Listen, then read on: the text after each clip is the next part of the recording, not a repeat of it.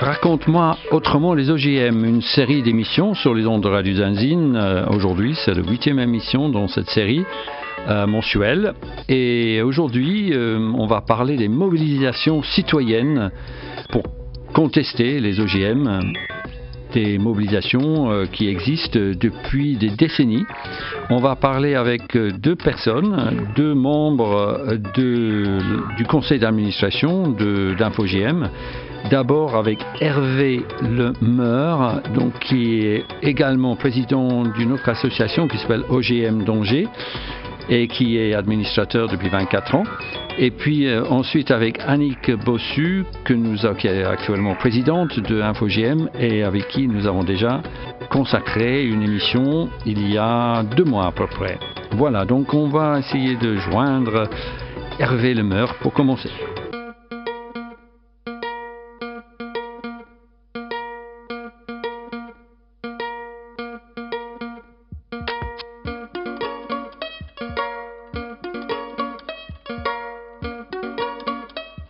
Hervé Lemeur, donc en ligne. Bonjour.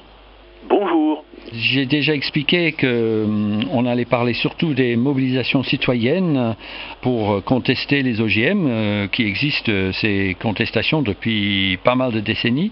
Mais peut-être pour commencer, vous pourriez vous présenter. Vous êtes administrateur en tout cas d'InfoGM et investi depuis quand même pas mal d'années dans ces questions. Oui. Alors moi en fait je suis administrateur InfoGM, je suis par ailleurs militant dans une association, je distingue bien les deux, il y a des militants et puis InfoGM est là pour faire une veille scientifique et juridique, pour avoir les informations, les garder convocables à tout instant, pour avoir un argumentaire qui soit vraiment fondé. Et j'ai pas dit scientifique, j'ai dit fondé, parce qu'il n'y a pas que la science qui nous dit la vérité quand même dans le monde, je serais très heureux qu'on ait l'occasion d'en parler, ça fait partie de mes motivations.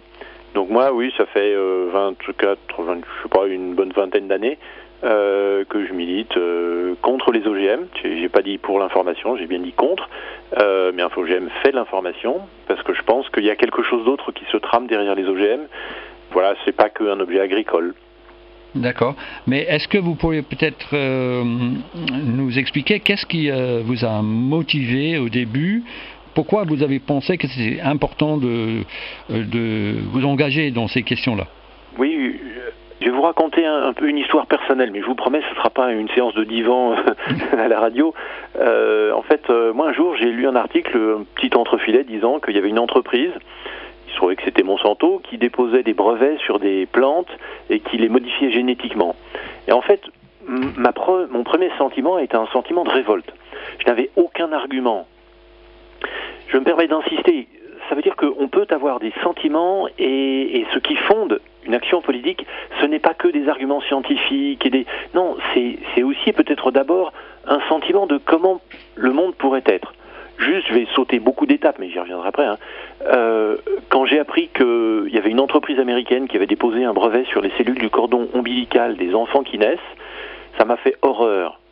Je n'ai rien à faire des arguments de type économique, juridique ou tout ça, qui pourraient dire en quoi ça pourrait avoir une quelconque utilité. Au passage, vous voyez qu'on est dans un monde dans lequel chaque chose se définit plus que par son utilité, ce qui est la définition des machines. Vous voyez ce que ça veut dire quand on parle des humains.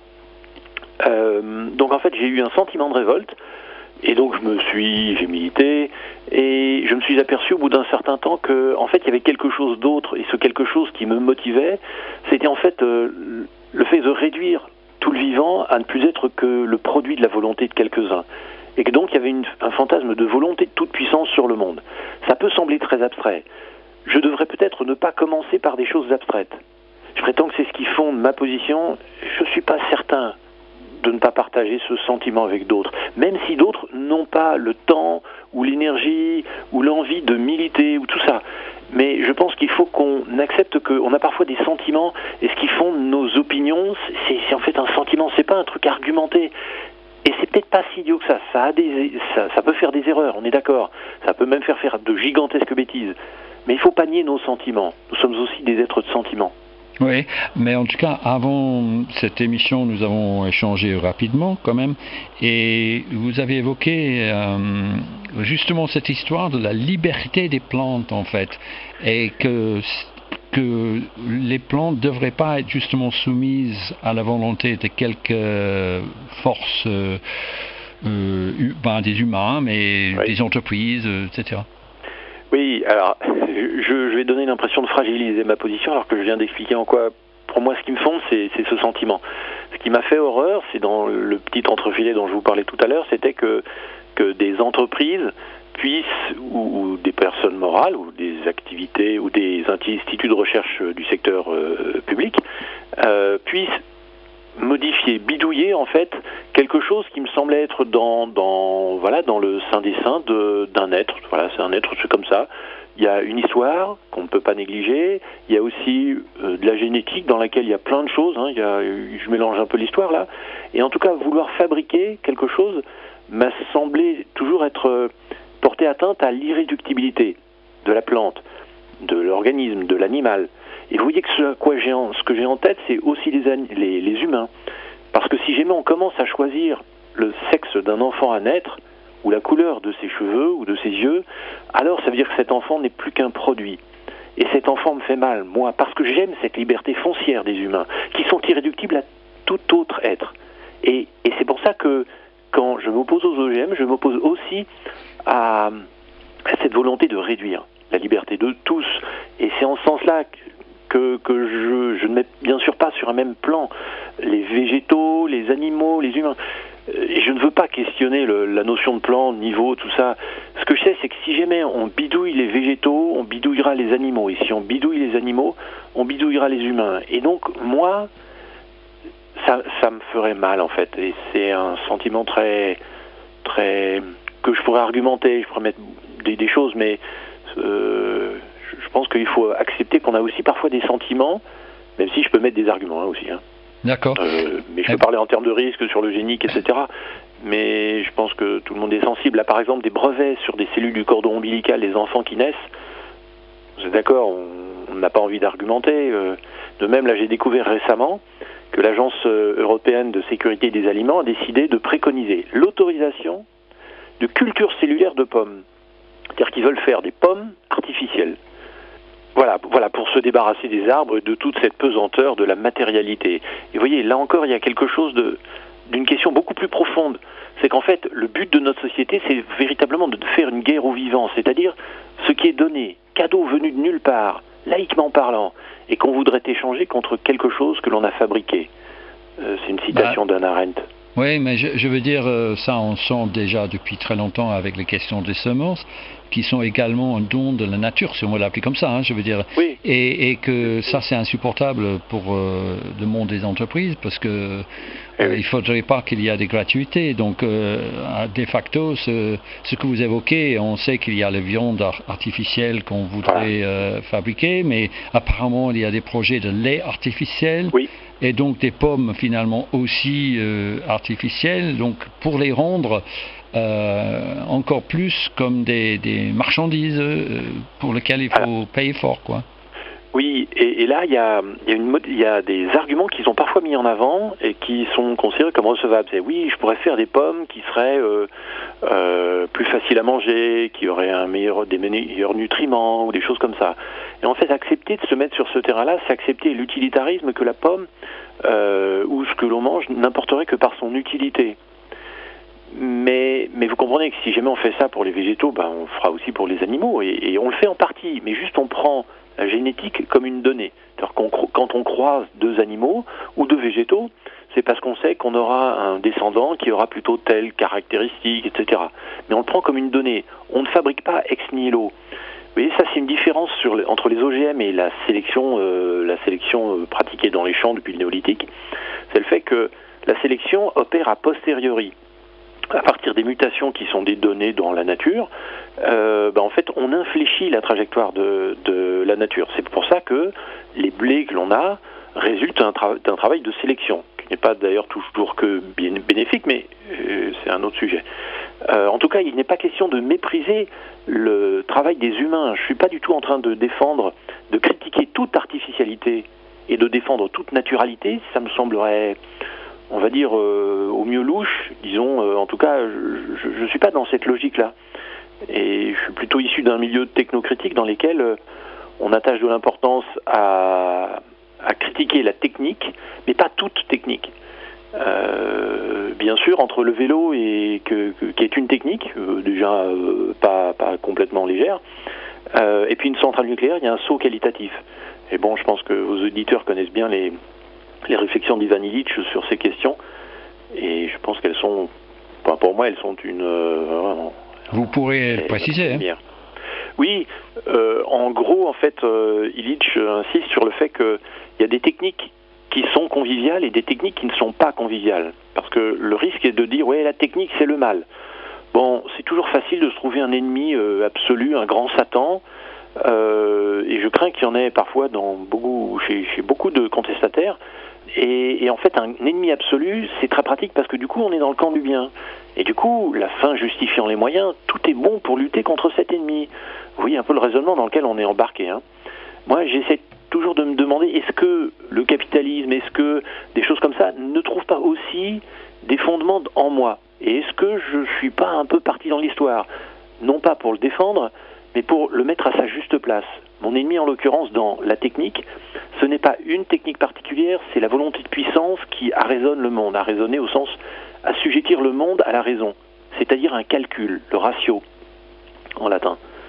Et donc, derrière cette critique de la technique, pour revenir à Illich, il y a le fait de bien distinguer un vélo et une centrale nucléaire. Donc, en gros, pour Illich, un vélo, c'est pratique et c'est convivial. Pourquoi? Parce que ça facilite des rapprochements. La centrale nucléaire, parce que je ne peux pas la réparer, l'énergie qu'elle m'apporte me rend plus dépendant d'un tiers, plus hétéronome, comme il dit. Et ce que j'aime beaucoup avec le discours d'Illich, c'est qu'il insiste sur le fait que l'opposition entre l'autonomie, quand on se donne à soi-même ses propres lois, le nomos en grec c'est la loi de la société, donc l'autonomie c'est quand on se donne à soi-même ses propres lois, l'hétéronomie c'est quand les lois sont imposées par un tiers. Et bien entendu, il ne s'agit pas de défendre une autonomie absolue, ça c'est le premier discours de Illich, parce que une autonomie absolue ce serait une indépendance totale, c'est l'individu qui n'a rien à faire des autres. Mais il ne fait plus société. Il ne fait plus humanité au sens où l'homme est un animal politique.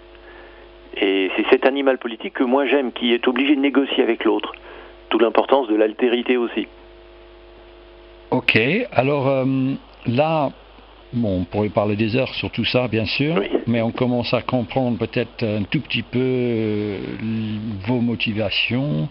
Qu'est-ce qui vous a poussé à entrer dans cette contestation par rapport aux OGM. Et le titre de cette émission, qu'on va prolonger aussi les discussions avec Annick Bossu après, c'est Mobilisation citoyenne. Donc comment vous, il y a 24 ans à peu près, vous avez pu commencer à expliquer, à mobiliser, à motiver d'autres. Alors ça a pris quelle forme ? Alors en fait, il y a une vingtaine d'années, il était, et à mon avis plus difficile maintenant, il était assez facile de faire une conférence sur un sujet et de distribuer des tracts pour dire, venez, on va parler de ceci, de cela, il y aura quelqu'un qui connaît le sujet, etc. Donc j'ai envie de dire un militantisme de base. Je crains que depuis, les gens soient, et la Covid n'y a pas du tout aidé, encore plus enfermés dans une forme certains disent d'individualité, mais c'est pas ça le bon mot à mon avis. On s'enferme derrière des écrans. On finit par ne plus voir que les écrans, et les écrans font écran justement. Ils font écran au monde, au vrai monde. Et c'est aussi pour ça que je trouve que j'aime le travail du paysan qui met une graine, et puis s'il fait pas bien son travail, il n'aura pas de récolte. Donc la sanction de la réalité est assez dure, et dans la virtualité, qui est une fausse virtualité, on peut se réfugier, mais ça n'est qu'un refuge. Donc moi j'ai fait différents militantismes, je me suis retrouvé dans des groupes, puis voilà, j'ai apprécié que les gens qui savaient quelque chose ou qui faisaient bien quelque chose, ils le faisaient, et puis chacun faisait un peu son travail, ce qu'il estimait devoir faire. Alors le monde des associations est très bien, mais il y a des fois aussi où les gens ont tendance à se retrouver dans une association un peu pour se faire des amis, ce qui est bien aussi parce que c'est une des fonctions des associations. Mais moi, j'ai beaucoup apprécié, en tout cas, qu'il y ait quelques collègues qui quand ils disaient qu'ils allaient faire quelque chose, ils le faisaient et ils étaient très travailleurs. J'ai beaucoup apprécié des gens avec une capacité de travail et une intelligence et une ouverture et une acceptation de plein d'arguments, même des arguments qui ne leur plaisaient pas. J'ai beaucoup apprécié cet aspect d'échange. On teste nos arguments, on dit quelque chose et puis on prend le risque de dire une bêtise et puis l'autre va vous dire ben non parce que... C'est ça en fait aussi, cette humanité qui est toujours dans la négociation avec l'autre.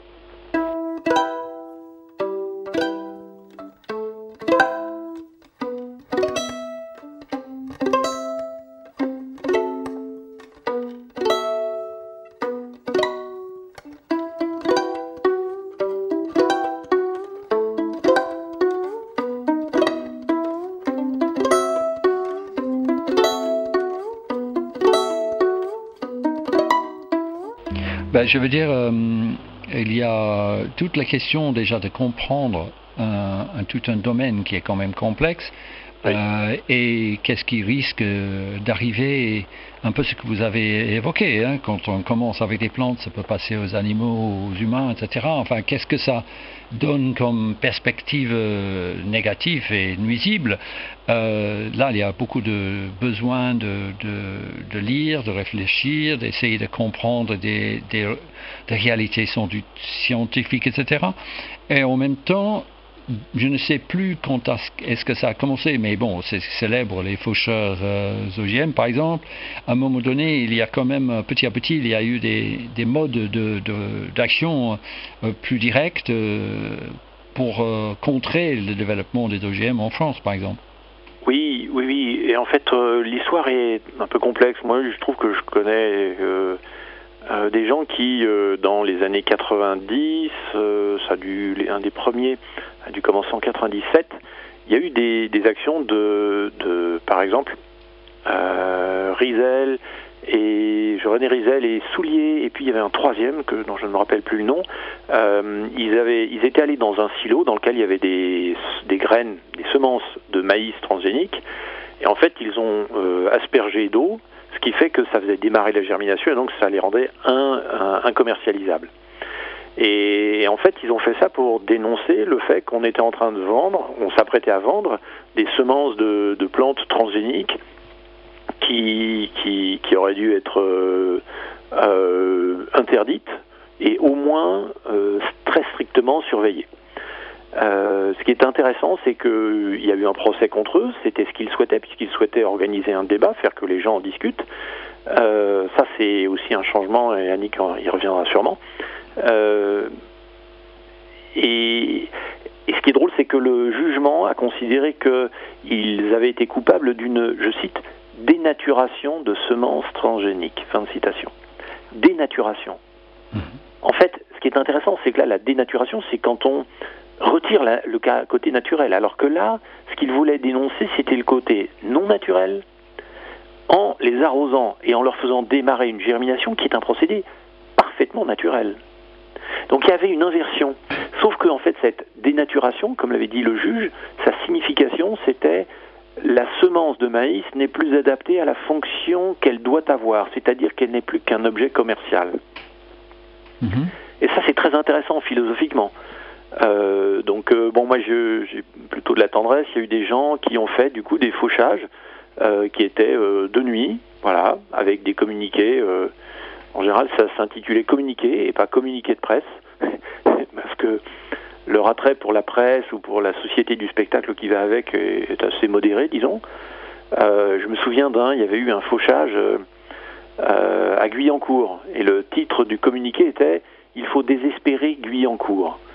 Ce qui était une allusion à quelque chose, je ne sais pas si tous vos auditeurs connaissent, mais dans les années 50, il y a des gens qui sont allés voir Sartre, Jean-Paul Sartre, pour lui dire « Dis, toi qui es communiste, toi tu peux dénoncer les goulags ». Et la réponse de Sartre a été, je cite, « Ah non, il ne faut pas désespérer Billancourt ». Fin de citation. Billancourt étant le siège des usines Renault, dans lesquelles il y avait un fort électorat du Parti communiste. Et donc en fait, ce que disait Sartre, c'était, ben non, pour ne pas faire peur aux aux ouvriers et leur faire donner envie de ne plus voter communiste, je vais couvrir en fait les goulags. C'est quand même un peu pathétique, hein. Et donc ces gens ont fauché à Guyancourt et ont dit il faut désespérer Guyancourt, en allusion bien sûr à cette phrase de Sartre. Mais je veux dire, ça a pris une ampleur relativement importante, le faucheur, hein, ça existe toujours.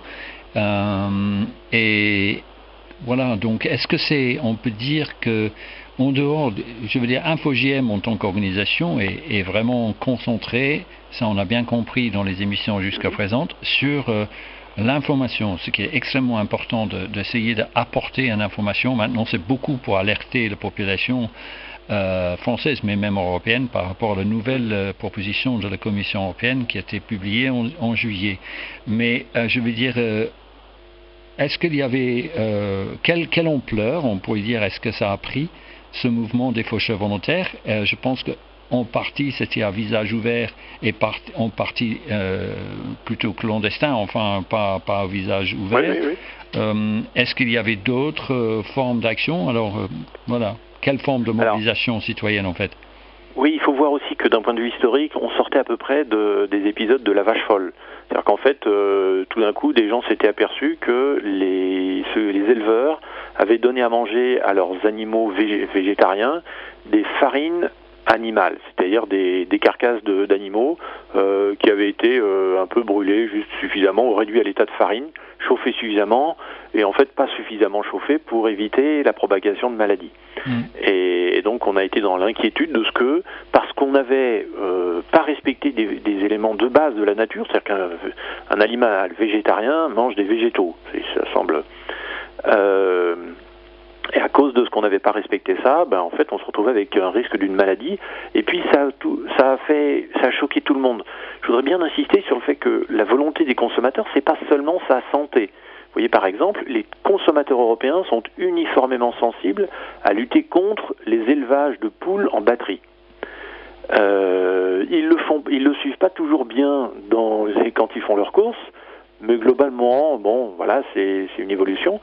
Et en tout cas, là, il n'y a pas forcément un risque pour leur santé. Et ça, je trouve ça vraiment à saluer. Le consommateur n'est pas que celui qui se préoccupe de sa petite santé. C'est salutaire. Donc, il y a eu cet épisode avant. Donc, il y a eu des fauchages à visage couvert, disons, de nuit.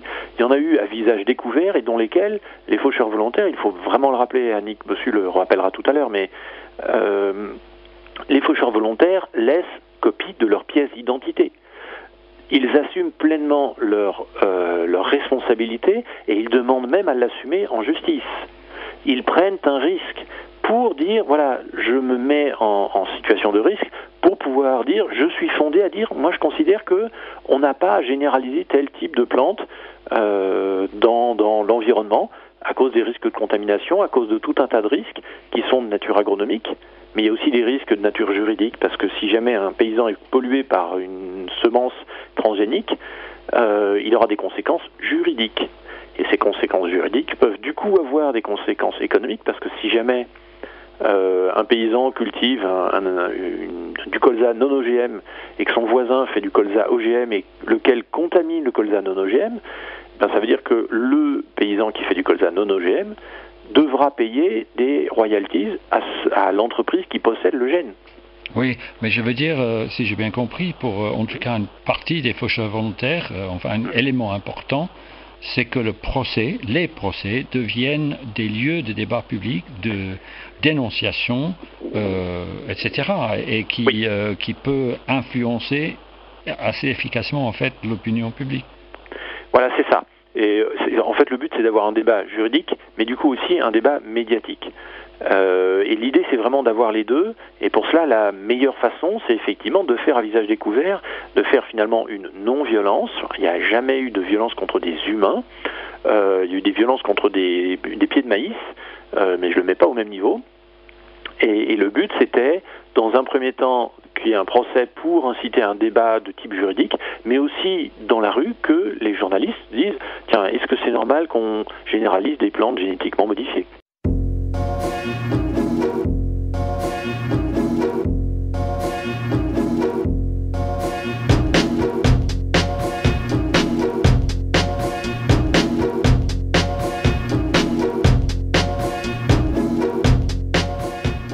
ma connaissance, en tout cas, il y a eu des procès, il y a eu des verdicts de relax, parce que, en fait, les faucheurs volontaires ont agi contre des cultures qui étaient, en fait, en soi illégales, les cultures. Oui, alors certaines étaient limite légales. Ce qui est vrai, c'est qu'il y en a eu. Voilà, c'est toujours très compliqué. Mais si jamais on ne dénonce pas, en disant moi je ne veux pas qu'il y ait des risques de contamination de voisins, en fait la justice elle va faire, si jamais personne se plaint, elle va dire bon vous savez c'est bon, il n'y a personne qui se plaint. C'est pour ça qu'il fallait que des gens se plaignent et disent je conteste ces cultures, je ne veux pas qu'il y en ait, pas en mon nom, et ça c'est politiquement important pour. Et du coup, il y a eu des cours qui ont dit qu'il y avait effectivement, ils ont invoqué un petit détail du droit qui veut qu'en situation d'urgence, on peut faire même un acte qui est illégal. Le fondement initial dans le droit, c'était que, Annick pourra en parler plus précisément que moi, le fondement c'était que si jamais quelqu'un qui est très pauvre, on est réduit à voler un morceau de pain dans un magasin, en fait, il pouvait être considéré comme en situation d'urgence. C'est-à-dire que on lui disait, c'est pas bien, mais. Et tout est dans ce mais. Il peut y avoir quelque chose qui justifie par-delà la seule économie, finalement, quand même. C'est un peu ça Et je trouve que c'est bien que des citoyens se sentent responsables du monde dans lequel ils sont. Et les gens qui ont fait des fauchages n'étaient pas forcément des voisins, agriculteurs voisins, qui avaient une parcelle qui était menacée. Ils avaient conscience que c'était un bien commun, le fait que chacun puisse cultiver sans OGM, sans avoir besoin de faire un étiquetage biomoléculaire, etc. Et il y a aussi tout un aspect lourd de bureaucratie derrière. Mais ouais. Je veux dire, c'est là vous parlez pas mal sur les questions de l'impact possible sur les agriculteurs des paysans parce que ça pourrait être contaminé, mais il y a aussi toutes les questions. Je crois que vous aviez été assez actif par rapport aux questions des consommateurs, parce que c'est toutes les questions du droit de savoir qu'est-ce qu'on mange et donc d'un étiquetage, d'une transparence. Oui, oui, très bonne question. En fait, un objet, quand il vient dans une société, a des conséquences différentes selon les personnes avec lesquelles il interagit. Avec un paysan, un OGM aura un certain type d'interaction. Avec un semencier, celui qui fait les semences pour le paysan, quand le paysan achète ses semences, ce ne sera pas les mêmes conséquences. Pour le consommateur, ce ne sera pas pareil. Pour le distributeur, ce ne sera pas pareil. Donc parlons éventuellement du consommateur. En fait, le consommateur, moi je pars du principe qu'il n'a pas besoin d'avoir une thèse de doctorat en biologie moléculaire pour faire ses courses. Bon, je pense qu'on en sera d'accord. Et donc, ceci posé, soit il décide qu'il fait confiance au fait qu'un biologiste moléculaire, quelque part au monde, lui dit oui c'est bon, il n'y a pas de problème, soit il dit voilà, moi je veux savoir. Et pour l'instant, moi j'ai pris contact avec à peu près toutes les associations de consommateurs, et elles sont toutes uniformément d'accord pour dire nous voulons savoir ce que nous mangeons. Et en particulier, le fait que des plantes soient génétiquement modifiées nous semble essentiel à savoir, donc il faut des étiquettes. Et ça, c'est un point de vue qui est plutôt de consommateur, mais vous comprenez qu'un distributeur pourrait avoir un point de vue différent. Il pourrait dire, moi, ça me simplifie la vie s'il n'y a pas d'étiquette. Et pour autant, les distributeurs, en fait, ont plutôt envie qu'il y ait des étiquettes. Et ils commencent à militer pour ça. C'est un peu tard à mon avis, mais mieux vaut tard que jamais. Et pour une raison simple, c'est que si jamais ils vendent un produit qui est défectueux parce qu'il y a un OGM et que cet OGM se trouve avoir un risque en interaction avec autre chose, donc si jamais ils vendent un produit défectueux, ils ont une responsabilité légale. Le problème, c'est que s'il n'y a pas d'étiquetage, ils ne peuvent pas savoir où c'est, et donc en fait, sur qui les consommateurs vont retomber? Sur le distributeur. Alors qu'en fait, la vraie responsabilité, c'est la Commission européenne qui aura désétiqueté les OGM. Mais elle est invisible juridiquement, là. Mais je veux dire, actuellement, bon, c'est intéressant parce que hier, je crois, ou avant-hier, il y a eu une tribune dans le monde, un collectif, mais un très grand nombre de distributeurs alimentaires, aussi des magasins bio. Enfin, il y a vraiment des dizaines et des dizaines d'organisations qui ont signé cette tribune. Donc, qui évoque la loi proposée par la Commission européenne, et notamment ce qui pose vraiment problème, c'est ce qu'on appelle les nouvelles techniques génomiques, et qui on voudrait, enfin les entreprises, mais même maintenant la Commission européenne, voudrait faire croire que ce n'est pas des OGM, et donc on pourrait s'en passer de transparence et d'étiquetage. Et donc, en fait, on est face à une situation, je pense que bientôt, il va falloir quand même qu'on passe la parole à Annick Bossu, parce qu'on s'est partagé cette émission, mais peut-être quelques mots quand même. Mais je veux dire, là, on est face à un phénomène nouveau, qui est ces nouvelles formes d'OGM qu'on voudrait faire passer pour autre chose que des OGM. Oui, et surtout invisibiliser. Oui, mais en fait, ces nouveaux OGM restent des OGM. Il y a un arrêt de la Cour de justice de l'Union européenne qui a tranché ça en 2018, le 25 juillet, pour dire que les nouveaux OGM sont a fortiori des OGM, et donc a fortiori doivent être étiquetés comme tels. Et en fait, c'est pour contourner cet arrêt de la Cour de justice que la Commission européenne, appuyée par quelques industriels et d'autres, c'est dans ce cadre-là que la Commission européenne a dit, voilà, on va les désétiqueter. Et donc leur idée, c'est typiquement orwellien. Ils ont décidé que ce ne serait plus des OGM au sens juridique. Il y a juste que, vous comprenez que si vous faites un saumon dans lequel vous mettez 14 versions de son hormone de croissance, vous voyez, je le prends dans le saumon et je le remets dans le saumon, mais 14 fois, il va grossir beaucoup plus vite.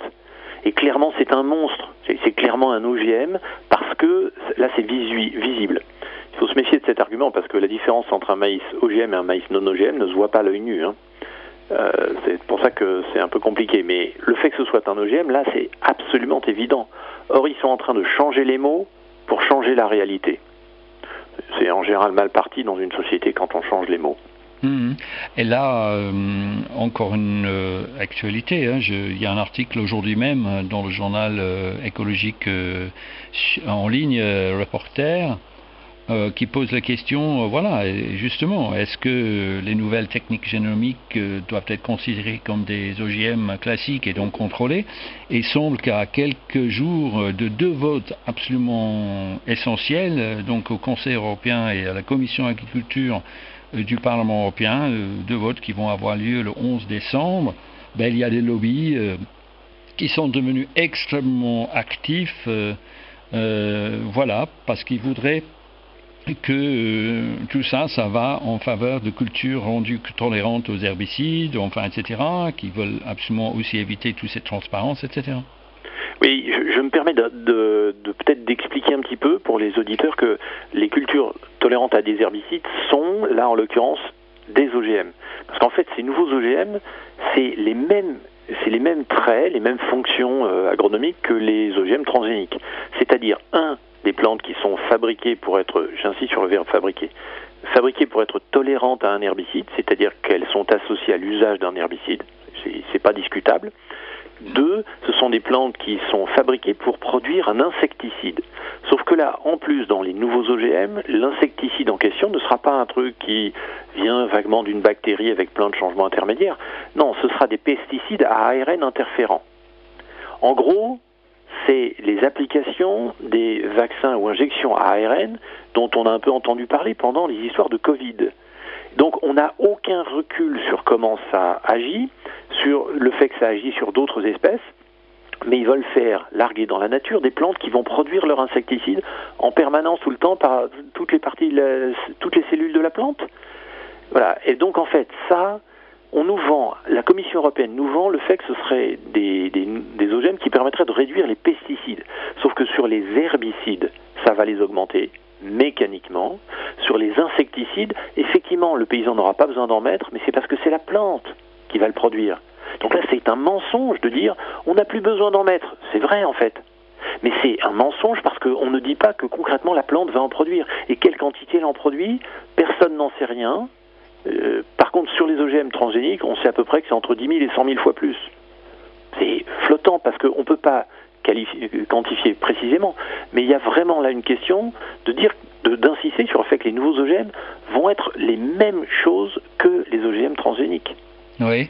Alors Hervé Lemeur, je pense que peut-être il faudrait que on arrête là et on va sûrement trouver d'autres occasions pour prolonger ces discussions. Mais je pense qu'il faudrait peut-être qu'on passe, enfin il va falloir qu'on appelle Annick Bossu pour qu'elle donne un peu comment elle voit ces choses. En tout cas, mais merci beaucoup pour tout ça. Et on va faire un petit brin de musique et chercher Annick Bossu. Merci. Au revoir.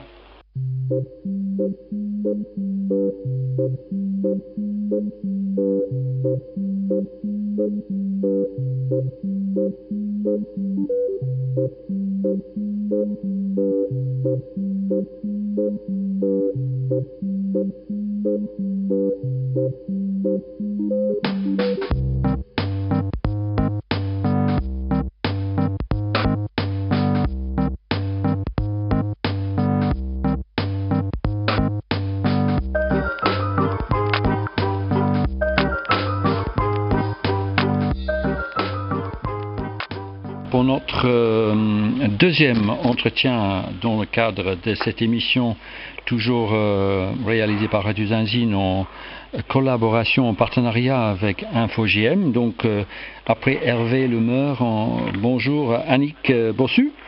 Bonjour. Salut, c'est donc la deuxième fois que tu interviens dans ces émissions. Et là, on est un peu sur les questions de mobilisation citoyenne. En tout cas, on a un tout petit peu évoqué avec Hervé, par exemple, les faucheurs volontaires et tout ça. Mais je pense que toi, tu connais beaucoup, un peu l'histoire de ce genre de mobilisation. Et peut-être tu peux rappeler rapidement, te présenter, enfin, ta relation, ton engagement par rapport aux OGM. Oui. Alors, en fait, moi, je suis faucheuse volontaire et je suis aussi administratrice présidente d'InfoJM. Voilà. Et je me suis retrouvée, quand Hervé, bien sûr, a parlé de son engagement et pourquoi il en était venu à lutter contre les OGM. Les OGM ne sont que le fil qui tire toute l'artificialisation du vivant que nous dénonçons tous les deux et qu'on essaye de faire passer vraiment en premier, parce que c'est une volonté effectivement d'orienter la nature et de la modifier. Voilà, c'est ce que j'avais un peu commencé à expliquer l'autre jour. Voilà, à l'émission d'octobre. Donc oui, l'histoire est intéressante, en tout cas du moins au début, parce que par les faits, en fait, c'est l'arrivée dans les champs des plantes génétiquement modifiées en 96 en France, en gros. De par les faits, InfoJM et les acteurs de la société civile sont complètement liés. Alors, je peux peut-être parler du début de la mobilisation citoyenne contre les OGM. En effet, c'est la société civile qui a donné le là à peu près en 1997. C'était pas loin de chez moi d'ailleurs, dans l'Isère. C'est des paysans de la Confédération paysanne qui ont réalisé le premier fauchage d'OGM. Alors, ce qui était, moi j'y étais pas, mais j'avais plein d'amis qui y étaient, et c'était donc à la faux. Et c'était avec des moissonneuses, carrément, qu'ils ont fauché du colza. Alors, c'était du colza transgénique, et c'était du colza dans un essai en champ, et qui n'avait pas été déclaré à la mairie comme ça devait l'être. Donc les paysans, à l'époque c'était la Confédération paysanne, les paysans disaient non, ça va pas, ça se peut pas, et ça n'a pas été déclaré, donc ils ont fauché. Voilà, ça a donné lieu à un procès, mais entre-temps il y a eu de très très nombreuses autres actions, et il y en a une qui a été un petit peu évoquée, mais c'est pas la même, mais c'est les acteurs de l'action, c'est à peu près les mêmes. Je tiens à rappeler, parce que c'est important cette étape de la mobilisation citoyenne, c'est quand toujours les paysans de la Confédération paysanne se sont attaqués à du riz transgénique, qui a été transgénique, c'est-à-dire OGM et insecticide, au CIRAD à Montpellier en 1999. Et parmi ces paysans, il y avait René Rizel, José Bové et Dominique, j'ai oublié son prénom, son nom de famille, enfin peu importe. Et ce qui est intéressant, c'est qu'ils sont attaqués au CIRAD, c'est-à-dire un organisme public. Ils voulaient casser en fait le mythe de la recherche dite contrôlable. Un mythe, de toute façon, qui nous poursuit toujours, hein, et plus que jamais. On fait des modifications parce qu'après, on est capable de les contrôler, nous dit-on. En fait, c'est pas vrai. Hein. Et d'ailleurs, René Rizel avait fait une très belle intervention lors du procès qui a suivi. On peut retrouver ce texte sur Internet et ça n'a pas pris une ride. Hein. C'est exactement, on est toujours dans la même configuration sur le fond. Donc ça, c'était dans les années à partir de 96, le fauchage en 97, 99, et c'est exactement la même période qu'est né InfoGM en 99. Enfin, les statuts ont été déposés en 99, mais il y a eu tout un travail préalable, et notamment c'est la Fondation pour le progrès humain, la FPH, qui est à l'origine de l'association. En fait, cette fondation était en lien avec des organes internationaux qui se préoccupaient déjà des OGM, parce qu'il y en avait déjà de cultivés aux US, ça arrivait en Europe, etc. Mais toutes les publications qu'il y avait à l'époque, c'était en anglais, et en France, il n'y avait pas d'organisme qui pouvait informer sur les OGM. Donc il y avait un réel besoin de produire de l'information, une information qui soit sûre, et surtout indépendante, et pas trop technique. Parce que déjà à l'époque, même si c'était beaucoup plus simple que les OGM qu'on a aujourd'hui, c'était déjà un petit peu difficile du moins à expliquer, puis c'était nouveau, enfin ça demandait une certaine spécialité quand même. Hein. Et toujours dans un esprit de transparence. Et de service public. Et InfoGM, c'est ses fondements, on est toujours là-dedans. Voilà. Donc vous voyez, on a cheminé ensemble depuis le début, la société civile et InfoGM. Voilà. Et je veux dire, moi je me rappelle plus, mais officiellement, à ma connaissance, en tout cas, les OGM en plein champ sont interdits, ne sont pas autorisés en France. Oui. Mais c'est à partir, parce qu'il y avait ces tests, soi-disant scientifiques, soi-disant juste pour des questions de recherche, mais on est où actuellement par rapport à toute cette question légale et est-ce que ça a changé à un moment donné? Est-ce que les faucheurs volontaires, finalement, ils ont réussi à gagner en quelque sorte leur argumentaire? Oui, alors je vais en parler maintenant si c'est possible. Donc en fait, là on n'est pas arrivé encore aux faucheurs volontaires. C'était vraiment la Confédération paysanne, les esprits s'ouvraient juste aux OGM et la population française, à part les actions qui étaient menées, elle n'était pas très alerte. Alors, l'étape suivante, ça a été la formation des faucheurs volontaires sur le Larzac par, en fait, Jean-Baptiste Libouban et puis José Bové, qui avait l'idée d'élargir à toute la société les actes de désobéissance civile non violente. Alors Hervé en a parlé, je l'ai écouté tout à l'heure, et effectivement, les faucheurs volontaires ont une charte, ils s'engagent à des actions, mais ce sont toujours des actions non violentes contre des personnes, bien sûr, mais contre les chimères génétiques que sont les OGM, ça bien sûr, c'est leur truc quoi. Ils veulent qu'il n'y en existe pas. Essentiellement, je vous dirai pourquoi plus tard. Mais j'ai entendu que Hervé disait que on assumait nos actes. Oui, ça c'est très très important aussi. C'est-à-dire qu'on déclare d'abord par un communiqué de presse et nos identités si on voit les gendarmes sur le terrain, et plus tard si on les voit pas sur le terrain, et on dit oui, on a fait ça parce que nous voulons porter sur la place publique le problème des OGM. Voilà. Ce qu'on fait bien sûr dans les procès qui suivent, pas toujours, mais qui suivent souvent nos actions.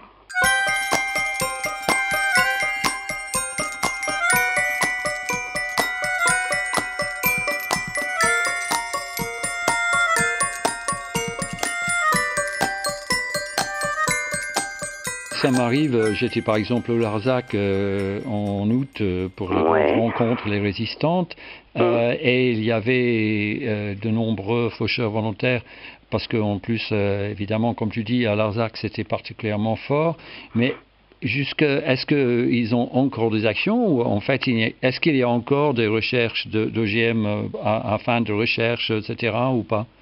Bon, alors là, je sors un peu des liens qu'on a avec InfoGM pour te répondre. Oui, bien sûr, il y a toujours des actions des faucheurs volontaires.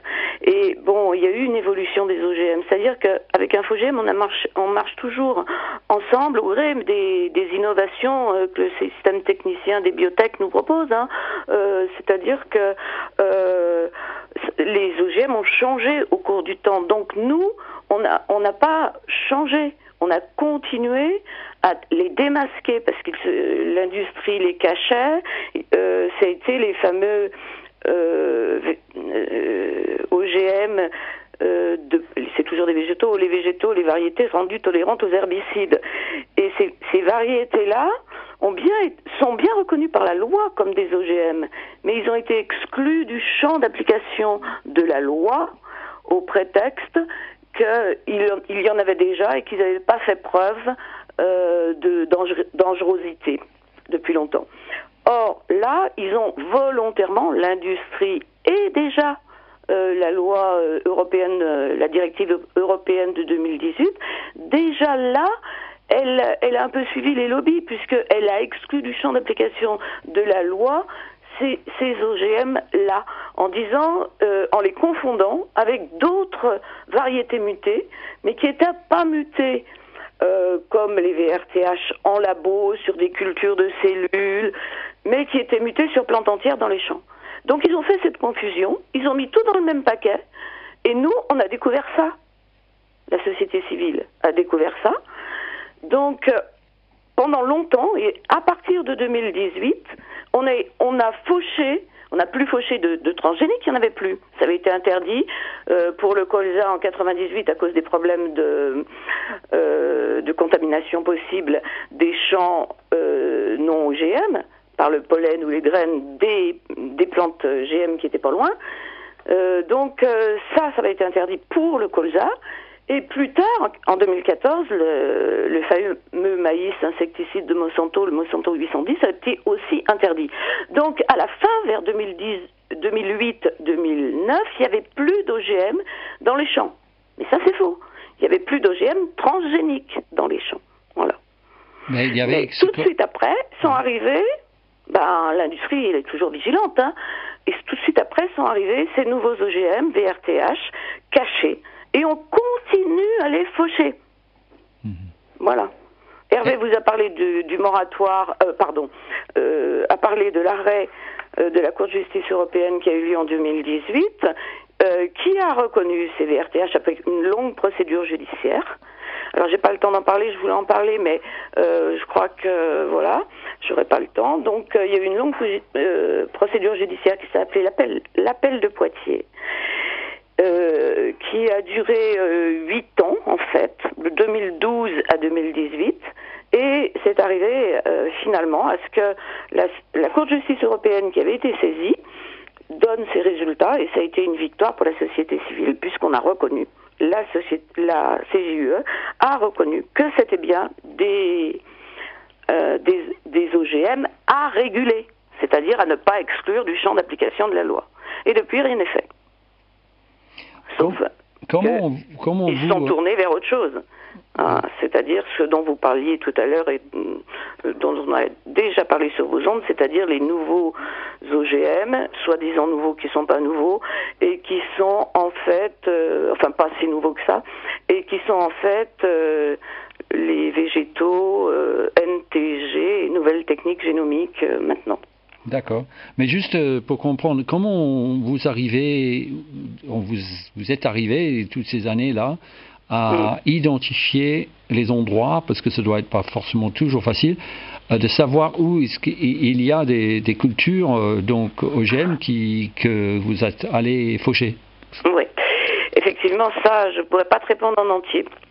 Mais je peux te répondre sur les transgéniques. Les transgéniques, c'était simple, on avait des tests. Donc, toute la partie fauchage des transgéniques, qui est la plus connue du public, parce que depuis, comme c'est des OGM cachés et qu'il y a eu un historique avec les transgéniques, eh bien la presse nationale ne relaye plus ou pratiquement plus nos actions. Donc, ni vues, ni connues. Mais les actions existent.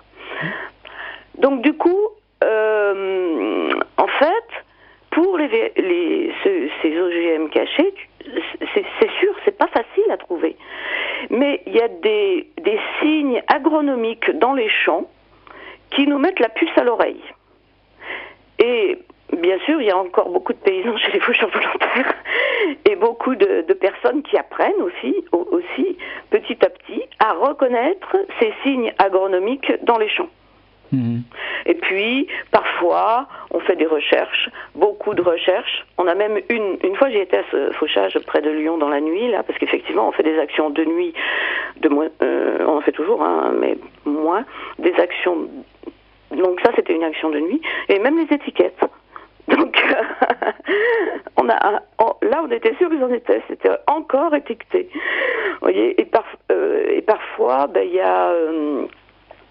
a d'autres signes, enfin des échanges avec des experts qui nous permettent de savoir que ce champ est fortement suspecté. Voilà. Par exemple, moi, personnellement, ça je peux raconter, nous avons fauché des VRTH à Dijon et c'était fortement suspecté que c'en était, et finalement c'en était. D'accord, mais je veux dire, avec Hervé, on a évoqué aussi le fait que les tribunaux de provoquer en quelque sorte les procès à cause de fauchage, c'est aussi un important possibilité d'avoir un débat presque en public et d'influencer médiatiquement, etc. Et donc, mais là, le dernier temps, il y avait moins de procès, parce que tu dis en gros que c'est moins visible les dernières années. Non, c'est pas qu'il y a moins de procès. Au contraire, il y a tout autant de procès. Là, on sort d'un procès à Carcassonne, où la peine finalement est pas est très très peu faible. Bon, on attend, on n'est pas sûr qu'il n'y ait pas appel de la partie adverse ou du procureur, mais enfin bon, pour le moment, il y a eu le rendu d'un procès. Il y a eu un autre procès l'année passée, en 2023. Non, les procès, les actions et les procès continuent, mais c'est ce que je disais tout à l'heure. La presse nationale, elle est quand même aux mains de qui on sait, et du coup, plus personne parle des faucheurs volontaires. Et depuis qu'il n'y a plus la figure emblématique de José Bové, et ben voilà, c'est comme si on n'existait pas. Mais on est toujours là. D'accord. Alors on est relayé sur les presses régionales, mais pas sur la presse nationale. Mais là, actuellement, je veux dire, on a déjà évoqué dans cette émission voilà, il y a une tribune dans le monde avec tout un collectif, notamment de distributeurs, de magasins bio, etc., qui s'opposent absolument à ce qu'on crée une nouvelle réglementation où il n'y a pas de transparence ni d'étiquetage. Il y a aussi un article aujourd'hui dans Reporter, donc, où en gros, ils ont pu montrer qu'il y avait de lobbying clair et net pour modifier la proposition de la Commission européenne en juillet, en dernière minute, pour affaiblir, pour le rendre encore plus dans le sens des entreprises. Donc, je veux dire, quelque part, on sent qu'il y a quand même un peu une attention. Ça commence à être un tout petit peu dans les médias. Mais, point de vue mobilisation citoyenne, pas encore beaucoup. Non. Mais moi je suis d'accord, oui. Mais quand on les appelle, ils prennent note, mais ils ne relayent pas. Je parle au national, hein, parce qu'en régional on est relayé. Voilà, on est dans un monde où nous sommes dominés, nous. Si on n'en parle pas, ça n'existe pas. C'est leur truc. D'accord. Annick, là on arrive petit à petit vers la fin de cette émission. Est-ce que tu voudrais rajouter des choses? Je sais qu'il y a toujours plein de choses à dire et que c'est tout. Oui. Mais non, je pense qu'on n'a pas laissé la part assez importante à InfoGM, si tu veux. Je voulais montrer qu'on avait marché ensemble tout au long de ça. Je voulais montrer en fait la part d'InfoGM dans la synergie qu'il y a en fait entre les deux, hein, entre la société civile et InfoGM. Et ça, j'ai pas le temps. Je pense que j'ai pas le temps de le faire. InfoGM, par exemple, donne des informations à la société civile sur les brevets. Enfin, nous aide. Vous voyez, sur plein de choses différentes. Et du coup, ça, on n'a pas eu le traité. En fait, InfoGM, elle permet à la société civile d'exercer un contre-pouvoir. Et ça, c'est quelque chose d'important à dire, je pense, qu'il faut retenir. Absolument. Voilà. Et puis, elle permet aussi de réfléchir en amont des fameuses innovations technologiques, là. On l'a beaucoup, Hervé les a beaucoup évoquées, parce qu'il y a des questions philosophiques derrière. L'importance du réductionnisme des êtres vivants à leur ADN, enfin on pourrait rajouter beaucoup de choses qui sont en amont de ça. Est-ce qu'on a besoin des OGM? Non. Mais les OGM participent à la guerre aux vivants dont parlait Hervé. Très bien, mais en tout cas on a bien aussi noté que dans quelques jours, donc après cette émission, donc le 11 décembre, il y aura ces deux votes qui vont être quand même importants pour un peu sentir dans quelle direction ça va, avec la fameuse présidence espagnole qui essaye de pousser que des choses soient adoptées le plus vite possible dans le sens des entreprises, dans le sens de non-étiquetage, etc. Donc je pense dans la prochaine émission, ce serait intéressant de faire le point sur où est-ce qu'on en est avec les instances européennes, après ces votes, etc. Oui, c'est vraiment important. Effectivement, il y a cette date butoir là du 11. Il y a des prémices qui nous disent que qui sont plutôt engageants, puis il y en a d'autres qui le sont pas. Donc pour le moment, les dés sont pas encore bien joués. D'accord. Mais on se fait du souci quand même. Parce qu'il y aura il suffit d'enlever le mot pour que. D'ailleurs, InfoGM va travailler bientôt sur la sémantique parce que c'est vraiment un truc énorme, énorme, comme on est baladé par les mots. Oui, comme on peut que changer le cours des événements presque juste en changeant de nom. Voilà. Oui, c'est tout à fait ça là. Hein. D'accord, mais Annick Bossu, merci beaucoup. Et sans doute on se retrouvera de nouveau devant les micros et les téléphones pour de nouveaux échanges sur Radio Zinzine. Oui, très bien, volontiers. Merci beaucoup Annick. À bientôt. Allez, au revoir. À bientôt Nick.